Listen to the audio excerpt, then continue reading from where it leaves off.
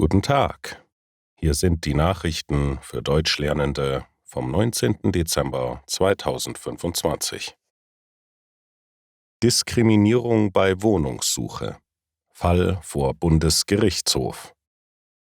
Eine wohnungssuchende Frau hat berichtet, dass sie wegen ihres pakistanischen Namens keine Termine für Wohnungsbesichtigungen bekommen hat. Nach einer Beratung hat sie eine besondere Methode genutzt. Sie hat sich mehrmals um dieselbe Wohnung beworben, aber mit verschiedenen Namen. Mit deutschen Nachnamen wie Schneider oder Schmidt hat sie Besichtigungstermine bekommen. Mit ihrem eigenen Namen hat sie keine Antwort bekommen. Sie hat deshalb eine Entschädigung gefordert. Nun hat sich der Bundesgerichtshof in Karlsruhe mit dem Fall beschäftigt. Dabei prüft er zum ersten Mal, ob diese Methode vor Gericht als Beweis gelten darf. Ein Gericht hat die Klage zuerst abgelehnt.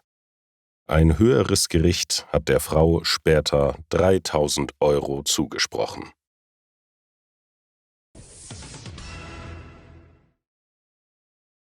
Bus steht kurz still.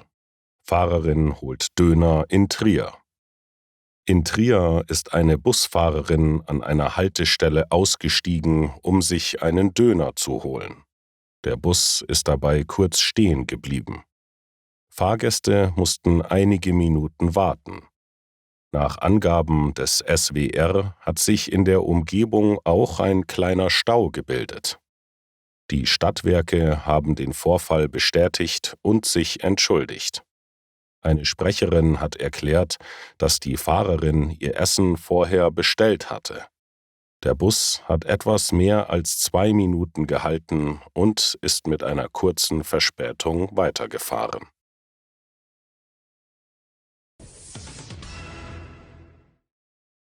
EU sagt der Ukraine weitere 90 Milliarden € zu. Beim EU-Gipfel in Brüssel haben sich die Staats- und Regierungschefs nach langen Verhandlungen auf neue Hilfen für die Ukraine geeinigt. Die EU stellt dem Land für die Jahre 2026 und 2027 insgesamt 90 Milliarden € zur Verfügung. Das haben EU-Ratspräsident Antonio Costa und Bundeskanzler Friedrich Merz mitgeteilt. Nach Angaben von Merz reicht das Geld aus, um den militärischen Bedarf und den ukrainischen Staatshaushalt für 2 Jahre zu sichern.